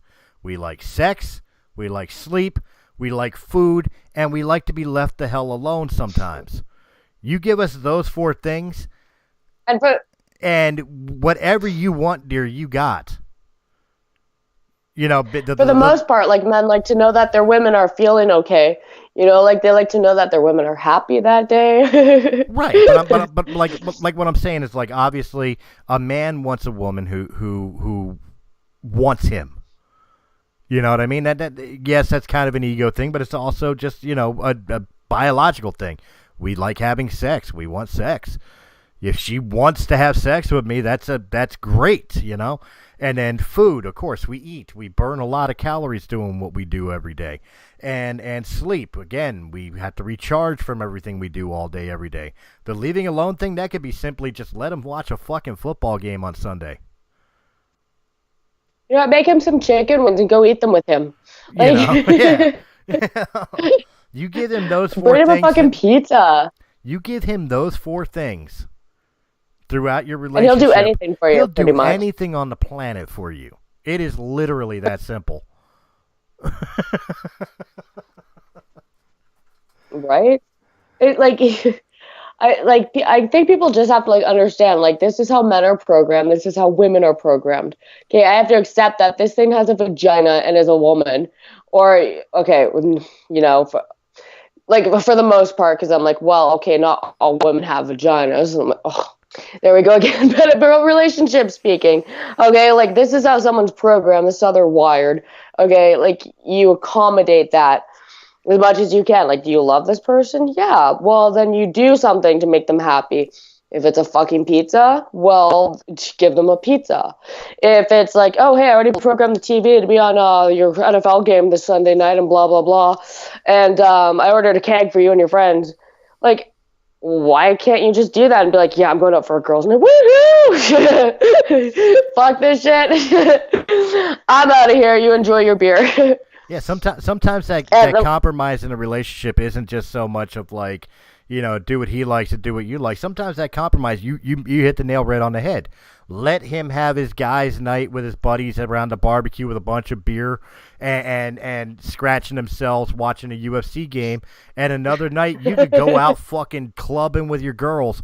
He ain't going to give two He's already fucks. occupied.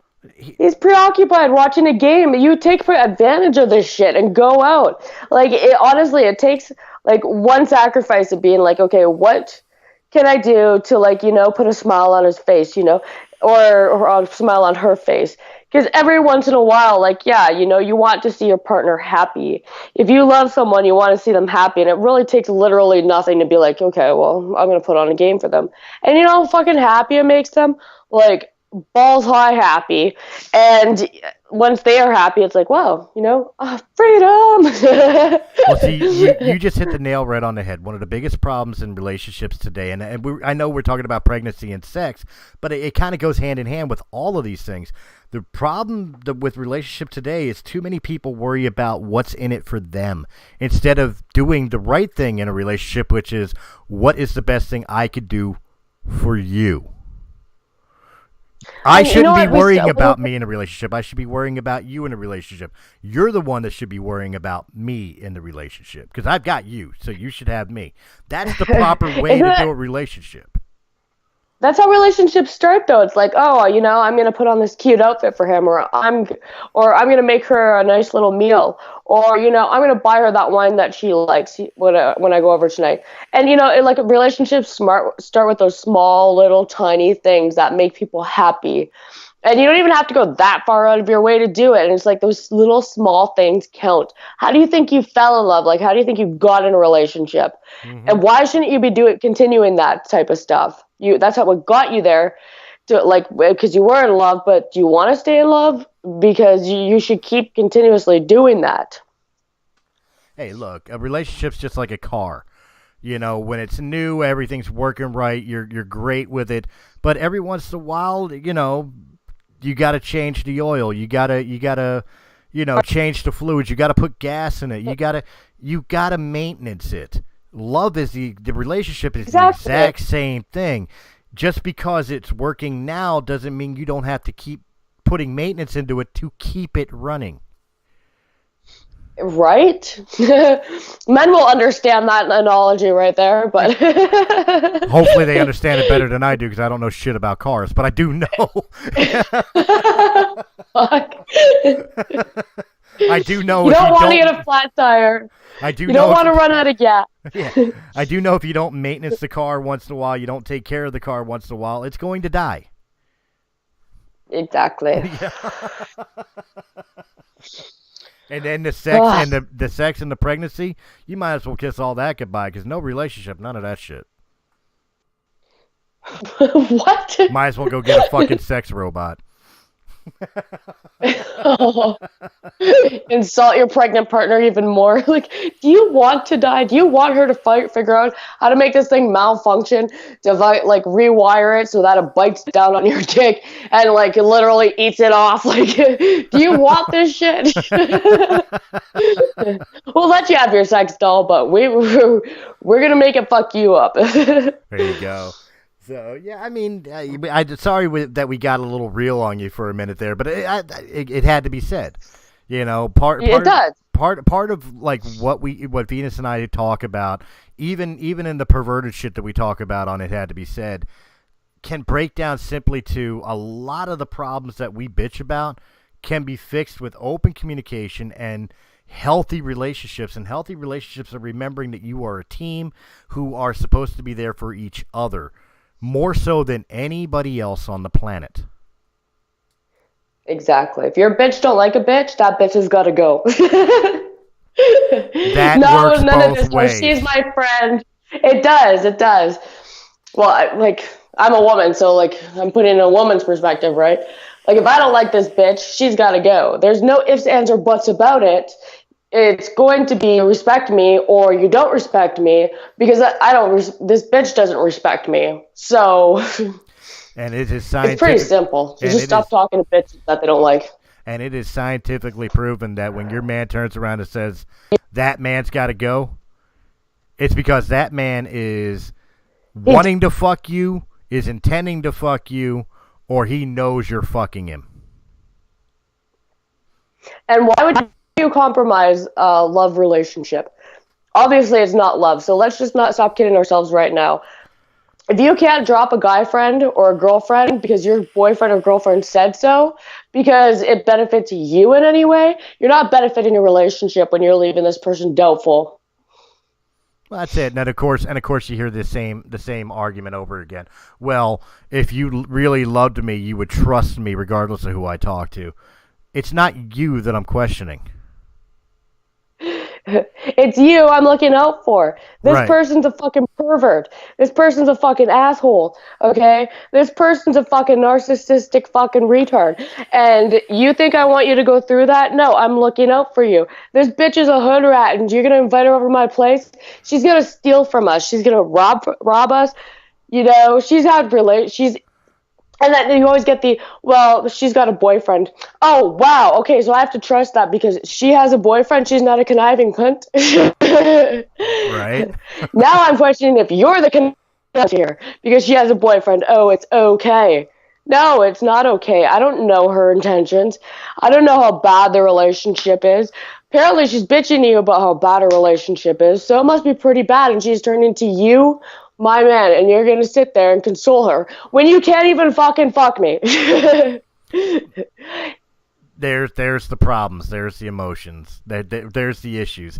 If it's more important for your man to spend time with some stranger than it is with you, you've lost him. And vice versa. If your woman is more interested in hanging out with her guy friend, and I'm you can't see me, but I'm giving air quotes, her guy friend, or as I call them, fucking dick in a glass case, break in case of emergency. Right. Then you, that relationship is dying or dead. And see, these are just instances that I see people complain about constantly and stuff. And I'm sitting here and I'm like, okay, well, realistically, this is what you should do. Nobody ever wants to listen about the obvious, right?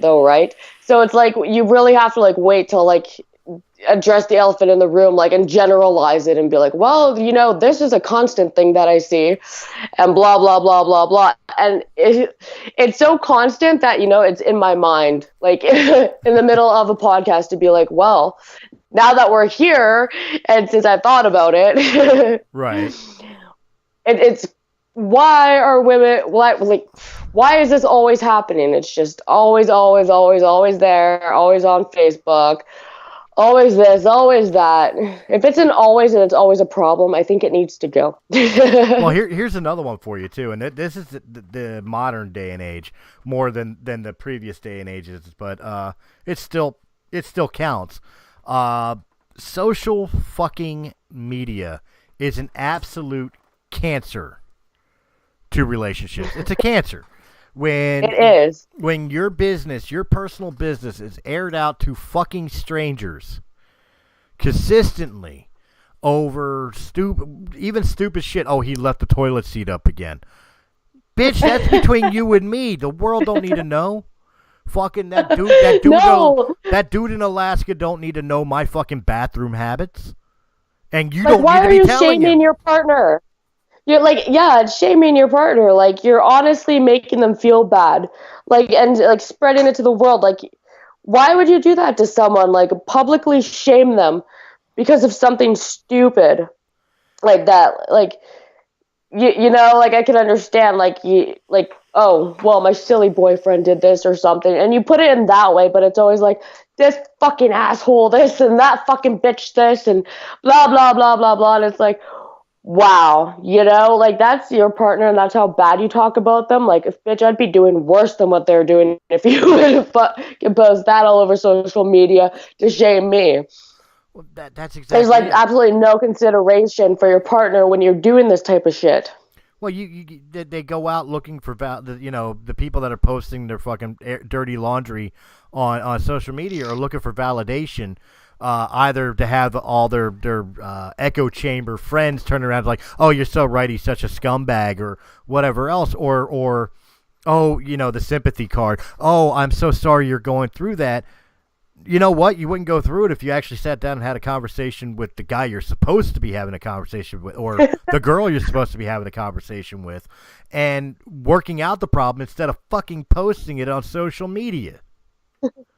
See, that's what I learned after my last breakup, because like it was going really good and everything, and then all of a sudden it went to shit. And since then, like I obviously, like I've seen people and stuff and whatnot, and I don't even like talking about my personal life because it's none of anyone's fucking business, right? Mm-hmm. That's why I leave people's names out of shit and everything, because it's like, wow, the situation, what you said needs to be brought up, but you personally, like, it's none of anyone's fucking business. But and you even put yourself out there to make it everyone's business. But you don't know, like, I won't even say if I'm single, I'm dating someone, I'm seeing someone, like, that's my personal life. If you honestly don't even see me at least once a month to talk about my personal life to face, you don't deserve to fucking know anything about it. Well, I've never talked to you But there's face to so many face. people. Well, I mean, I generally, like, yeah, like lots of my friends are like Facebook friends and stuff. But I mean, I've been friends with them, like we got close, we had a few conversations, and always started off like generally light. And you like click with some people. Like most of my friends, I'm doing the air thing now too. Okay. I can almost envision I that thought too this- when you first said it too, like the friends. I'm like, yeah, she's air quoting. Okay. Right? I've never done that before. That was the first time. But like most of them start off as random people and stuff. You talk, you have a little bit of a common, like, things in common, and you can relate to each other, and like you slowly build relationships and stuff. And it's like, well, yeah, I consider you a friend. If I need to fucking vent or something, I've got people I can do that with. But I don't go all over my fucking Facebook or something like, oh, I had a bad day because of this. If I have a bad day, you're not even going to know I have a bad day. Like, that's not the point I'm at in my life. Like, it's none of your fucking business. Now, if I have a good day or something good happens to me, or, I'm excited about something, yeah, that's stuff to share. But not, like, stupid shit. Like, it's a terrible, well, sometimes, yeah, it's a terrible fucking day. Everyone can fuck off. I think that's legitimate, but you don't go into details and this and that and blah, blah, blah, blah, blah, blah, blah, blah, blah. Nobody cares. Everyone likes to see you doing bad in life. Well, see, Like, that's why you get so much attention when you're like, oh, this happened, that happened. well, see, it's kind of a different scenario. But like when I was in the military, there used to be a saying like, reprimand in private but praise in public, meaning that if somebody did wrong, you take them aside and you talk to them. But if they do right, you want to celebrate it with everybody. So and it's kind of the same scenario when it comes to relationship or your own personal life. If you got something great, like you got a new job or you bought your first house or your wife is pregnant, of course you want to share it with the world and get those positive, validations and acclamations from it.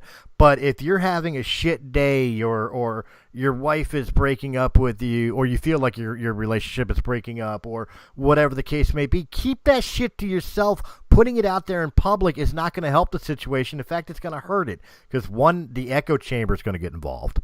That's just going to tell you what you want to hear instead of the truth. And then, two, remember, most of these people are just characters on a screen. They give two fucks about you as soon as they log out. No, they really don't. And then, you know what? You become like their fucking center of conversation topics. Like, oh yeah, this dumb bitch did this and whatnot. And you know what? We've all heard people say it. Like, oh, but this person on Facebook, like, oh my God, did you hear about it? And blah, blah. Do you really want to be the center of drama that you're not even involved in?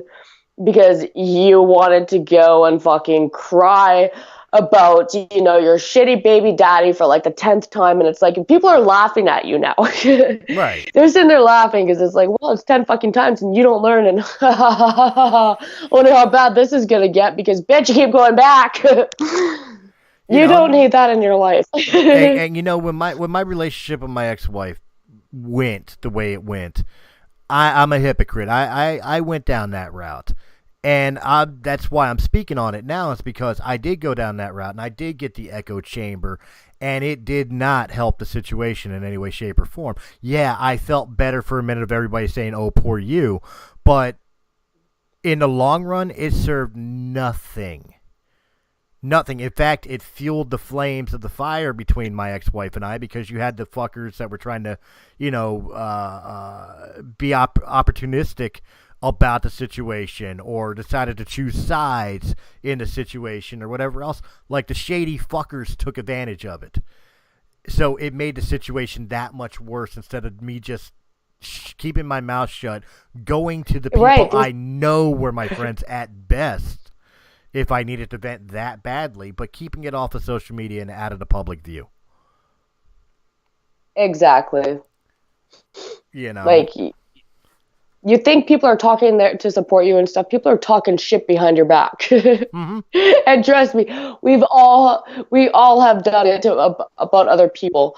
We have. But you put yourself out there and in that situation. So you know what? People need to learn from that. I learned from that. That's why my personal life stays that way. Unless it's something, you know, that needs to be celebrated or be happy about. Like being pregnant. As far as anyone knows, I'm single. I'm pregnant. I'm a single pregnant mom is like, you know, I posted a post saying that I was moving, and it's like some guy was like, "How did you get that?" And he was talking about the place I moved into because I posted a picture of it. And it's like, well, what do you mean, how did I get that? Are you asking me about my financial situation? Or are you saying that I'm not deserving of this? And you know what? It's something to be celebrated. And you still have one fucking jackass who's going to be like, well, blah, blah, blah, blah. Hey, guys, let me ruin a fantasy for you. I'm pretty damn sure that Venus isn't even her real name. So all you fuckers that think you know her, I'm 99% sure that Venus isn't even her. I don't know her real name, but I'm pretty sure Venus ain't it. I'm sure that's a nickname or a character name that she has created. It's a stage name. Exactly. It's social media. Like, that's how I like to keep my personal life personal. Is well, I have reasons why. I don't like even disclosing my real name. And you know what? Like, I find that they're pretty good reasons. And when people ask, like, someone going through a sex change or a transgender situation, well, what was your birth name? It's like, that's none of your fucking business. That's who I was. That's not who I am. Look, it has no relation to me anymore. Look, I invited her into Realm of the Mist. I gave her own podcast. I still don't know her real name. Well, okay, once you start writing me checks, we'll discuss this. Yeah, then I'll have to know it because I need to know who to make it out to. Right. But the fact of the matter is like, you think you know somebody. Even that is proof enough. And I'm not saying it's a bad thing that I don't know her real first name or her real last name or whatever. It doesn't matter. It really doesn't matter. But the fact of the matter is, everybody you think you know, you don't. Well, I don't think you've even asked me what my real name was. And yeah, I disclosed to you what my last name was. And you're just like, wow, that's your name? And it was never an issue. Like, okay, this is just this is who you are. You know, you respect it or you don't. Like, there's so many people with fake profiles that act like fake people and stuff. Okay, well, at least I'm real on my fake profile. Well, look, if anybody understands this as me, for 20 plus years, I was, Matt Wild. For the longest time, like in my last band, to give you an example, the guys in my band called me Wild because that was my wrestling name. So long that when my lead guitarist found out my name was Chris, it fucked him up. He was like, wait a minute, your name's Chris? Like, yeah. What did you think? Did you think my mother actually named me Wild? See, and you know what's funny is like people I've actually hang out with and stuff, they still call me Venus. Like friends of mine, you know, that I've known for years and stuff, and they'll still call me Venus. People I used to know when I was a child that I like knew my like birth name, they'll still call me Venus to this day. So like, is that who I really am? Like, I guess in some way, yes, because you know that's how people address me as well, like on the streets and stuff. So I mean, Well, it's literally become a nickname. Again, my birth name is Christopher. But I never go by Christopher. I go by Chris. Well, Wild is the same as Chris. It's a nickname. For you, whatever your real name is, that's your birth name, whatever the case may be. But most of us know you by your nickname. Venus has become your nickname. exactly. Yeah. So don't judge me. Exactly, So, and everybody has a nickname. Most of us have nicknames that we don't know because it's what other people call us behind our back. Yeah, exactly. That's a good one. So I'm sure I've got a couple nicknames. I've heard a couple of nicknames that Jen gives me, and they're not flattering. Well, good thing they stay between you two, right? Yes. So, well, I'm not saying I don't. that. I'm not saying I don't deserve them either. Right. So speaking of internet bullshit, we're adding the new segment to It Had to Be Said with Venus, and I think it's a nice way to wrap up the show tonight. All right. Dumb fucking shit I've read on the internet this week. I gotta come up with a little intro song or something for that segment for you, so that way when you announce it, we can actually play it. You know what? You should have it like kind of like a flopping dick, like. Right? Zip flop. Yeah. So I only started saving stuff because it's every fucking day. And I'm sure everyone in the world can relate to this. But it's every fucking day of your life that you're ever on social media. And, especially those public posts from certain pages, and you'll have somebody post one comment and it'll just be like, oh, wow, you cannot be any fucking dumber. And, it just sticks with you for that whole week, for the whole day. And it's like, wow, that dumb fucking comment. And I only started saving these. I've been screenshotting them and from different groups and stuff like that. I've decided that I'm not going to name any names or any group names, so that will be kept confidential because most of these are closed groups and stuff. So, I mean, you do have to respect the privacy that people are trusting with these. So that's why Venus has the screenshots, because I don't care. I dox the shit out of you, motherfucker. If you're that dumb, you need to be exposed. Okay. Yeah, well, I have a lot of respect for people's privacy and stuff like that because, that's something I kind of expect. So if any, I mean, you can publicly I know. put me on a list. I was joking. I mean, you could do that to me, but I mean, really, that just shows your integrity, you've got none. So it's only been 2 days that I've decided. 2 days ago that I decided that I'm going to start doing this. So I've only got actually 2 things that I saved. It's been a really busy past couple days, but usually I'm always on social media because I've got networking and stuff, and I run 2 groups, and I'm admin and a few other pages and stuff. There's a lot of social networking for me. So besides moving, with this moving, I haven't been able to do that much. So, but these are the highlights that I found for the past couple days. So, in one group, one unnamed group, this girl posts, and this is a mom's group that I'm in. She posts, I just got kicked out of another mom group because I post my view, or hold on, she spelled this weird. So I just got kicked out of another mom group because my viewpoint isn't covered with rainbows, butterflies, and bullshit. Feeling kind of good about myself, I stuck to my guns. So it's usually never ever the post itself that is the dumb shit that you read. But this comment really got to me. I'm waiting So to this hear girl it. responds. This girl responds with, "I got kicked off one too. Someone made an anonymous post about how they track all their guys' stuff on their phone. She gets notifications from Instagram, messages, and Facebook, yet wanted to know how to get them from Snap. I asked a simple question.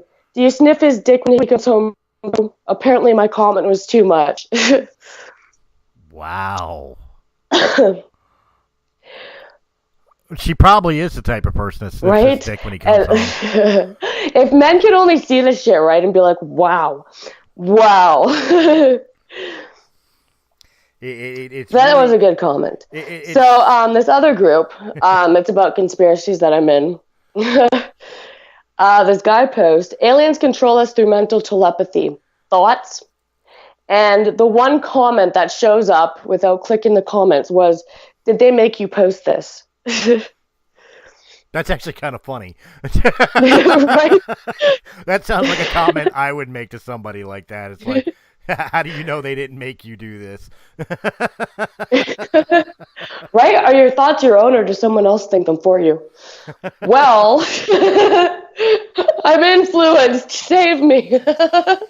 You ever feel like life, you just have this little green diamond above your head and somebody sitting at a computer just making you go into the swimming pool? No, That's a Sims reference. it's actually a topic we'll get into in the Tinfoil Hat Society.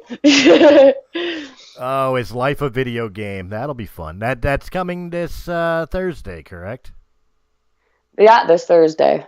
Yay! I'm really, really hoping for this Thursday. I don't see anything happening between now and then that's going to stop the show from happening. But with moving and everything, I'm going to say that there could be a halt on it. And so I'm not making any promises, but my hopes are really high. I don't even think I can make any shows this week, and I'm already on my second one. So, Well, to be fair, like I told you before, and I'll say it again on air, you're moving and you're pregnant. None of us are going to complain if you took the week off to be able to handle your business and just start fresh, next week once you're settled in or whatever, even 2 weeks once you're settled in. We wouldn't complain about that. We understand. Moving sucks. Moving while pregnant has got to be even worse. you know what? My back is killing me. Like my ass cheeks are like fucking swollen from like, the up and down, up and down, up and down, lifting like 30 to 50 pounds or so. Like it hurts. It fucking definitely does. But it's like, well, now I'm in here. I'm in my new place. I got everything all done today. Like honestly, within a day, my whole apartment was packed up and cleaned. Pretty much like this afternoon. Nice. Now I've got everything to unpack and clean. Because when I moved in, everything was left here. So yeah, it's been a busy day. And so making the show was like, well, can I not? Am I going to have internet? Blah, blah, blah, blah, blah. But everything's worked out. So actually taking a break at the end of the day and, just talking shit. Yeah, I'm going to sleep well tonight. There you go. Exactly. Oh, I'm excited for that anyways, so. Right on. What, if it does happen, what's the topic of conversation? Obviously, it'll be safer whenever we do the episode if we don't do it this week. But I was actually thinking of starting with something simple that people can follow, and it was going to be DNA genetics and blood types and stuff like that. So that's like vaguely put like what we will be covering, but yeah. DNA, blood types, where blood types come from, stuff like that. And hopefully that'll lead us down the road into alien bloodlines and all that crap. But that'll be another week's topic. So we're gonna start off pretty simple, and we're gonna go into a bit of science and stuff like that, ancestral stuff, and we're gonna cover that basic before we get into stuff that you're not going to be able to understand. and for the perverts listening, she said ancestral, not incestual. Although I'm sure that'll get covered too. That's something you cover and close the door and never talk about, you know? That's like a dog taking a shit in the yard. They cover it with grass. That's what you need to do with that topic. Exactly. Just don't touch it. Don't touch it. Well, I guess that wraps up tonight's show. It had to be said with Venus, and yes, we said it. So I'll be back Thursday, hopefully, with the Tinfoil Hat Society, and back on Monday with Realm of the Mist, and Tuesdays as usual with It Had to Be Said with Venus. You can find me on Facebook, Venus Chan, or Solar Nova. Instagram, you can find me Venus Uncensored, and you can email me at venusuncensored@gmail.com. I also have a fan page on Facebook now called Realm of the Mist presents It Had to Be Said with Venus, so you can like that page and share it with your friends, and that would be appreciated. And guys, you can find me wherever Realm of the Mist podcast can be heard, which is any quality podcast place. You can find us on anchor.fm. Make sure you hit support while you're there. We can always use it. As well as here on YouTube. Make sure you click the website in the description down below, so that way you get access to all the great content and blogs written by us. Mainly me right now. Venus has been on a break and nobody else has submitted one yet. Hint, hint, hint. And of course, guys, you'll find me tomorrow night with my boy John Mark Tully as we're talking a little Star Wars at the War of the Stars, a Star Wars podcast. And you can find all the other great Realm of the Mist shows like Press A Gaming Podcast with Zephyr Zero. It Had to Be Said with Venus. Realm of the Mist podcast, Tinfoil Hat Society, Journal of the Jedi, which is a special presented by War of the Stars. Jesus Christ, we have so many shows. Oh my God, right? I'm like, are you done yet? No, not kidding. Not done yet, but there's plenty. Not yet. Oh, I know. But here's the deal. Realm of the Mist Entertainment, we have something that you should enjoy. So, guys, check it all out. Give us a like, a thumbs up, subscribe, comment, share it with your friends. We want to hear from you. We do this for you guys, and thank you very much for being here for us. Thank you. And good night.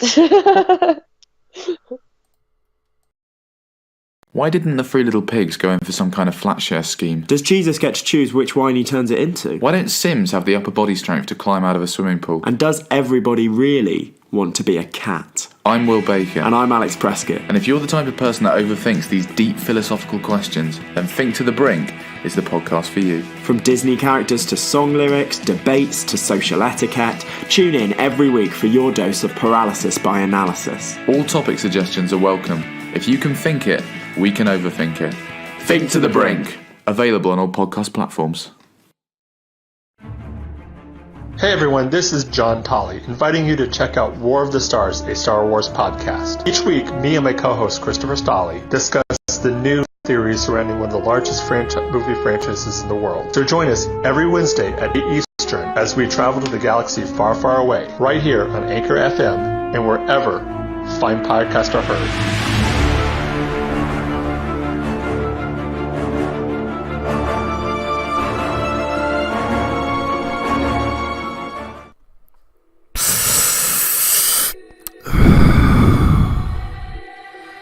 You know, when you need CBD, vape juice, or a new mod, go to Vape Scorpion. 10859 Boston Avenue, Philadelphia, PA 19116. They are formerly known as East Coast Vapor. They have all your needs, all equipment, all the juice. And hey, while you're there, sit down, enjoy a beer, and just hang out with a bunch of cool people.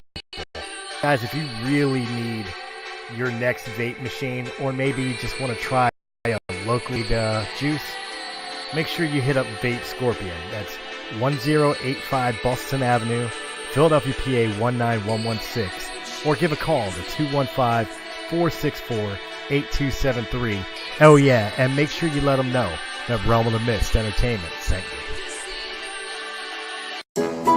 He said, but she said, how dare you say that?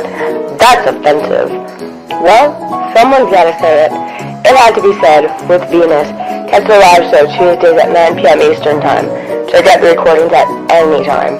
Guest shows weekly. Listener, beware. Mature content, sexual content, trigger warning. Do you dare say it? Hi, my name's Chris. I'm here to tell you about this podcast. From this, we talk about all the great entertainment things, from movies, music, comic books, and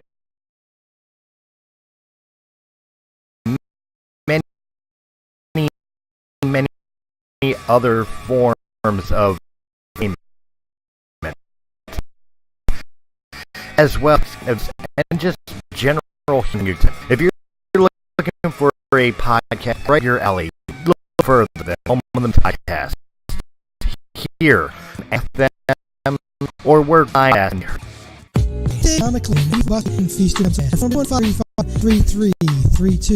We are right next to Northeast Philadelphia. We have action figures, statues, albums, and CDs, graphic novels, other knickknacks, and, of course, comics. Established in 1985, we are your go-to store. Come by and say hello, and say that the guys from Radiocast FM Radio sent you. The address again is 83 Bustleton Pike, Feasterville, Pennsylvania, or call 215-357-3332.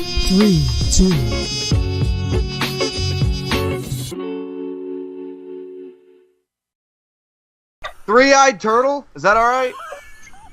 What the fuck is a three-eyed turtle? Who wants a mustache ride? Are you tired of the same old podcasts with no humor? Well, join us for After Hours, where everything is funny, at least to us, on Anchor.fm and where quality podcasts are heard. How the fuck did we get on this? I don't know. The FCC started this shit. It's their fucking fault. Hey everyone, this is Dak. This is Liam. And this is White People Shit. We are a bi-weekly podcast. Whoa. Maybe you're bi-week. I'm straight and strong. It means twice a week, you douche. Oh. Yeah, listen to us twice a week. On White People Wednesdays, we talk about gay stuff, zombies, superhero sex positions. And on Feature Peep Fridays, we interview the Feature Peep of the Week. Yeah, like a fucking furry. Just search WPS Podcast and look for the white dude in red pajamas. We're on Apple Podcasts, Stitcher, Spotify, YouTube, and anywhere else you get your podcasts. We believe in equal opportunity humor, where all things can be made fun of. So if your feelings get hurt and you're offended, you can always eat a dick.